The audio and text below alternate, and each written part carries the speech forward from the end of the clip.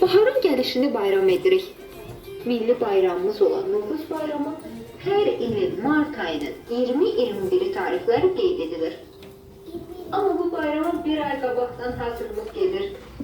Fevral ayından artıq çərşənbələr başlayır.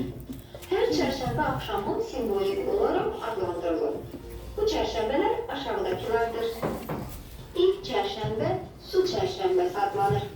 Su çərşənbəsi adətən havaların yavaş-yavaş isinməyə başladığı, çaylardakı buzların əriyərək çaya qarışdığı vaxt ilə üst-üstə düşür.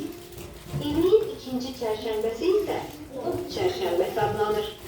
Bu çərşənbədən etibarən güneş torpağı daha da qızdırmağa başlayır və insanlar həyətlərində tonqallar qalıyıb, evlərində hər ailə üzvünə görə bir şam yandırırlar. Üçüncü çərşənbəmiz isə yel çərşənbəsidir. Bu gündən etibarən bəzi ağaclarda tozlanma başlayır. Bu isə demək olar ki, küləyin hesabına əmələ gəlir.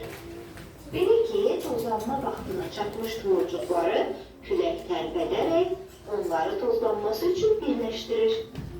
Dördüncü və ilin son ilaxır çərşənbəsi isə torpaq çərşənbəsi adlanır.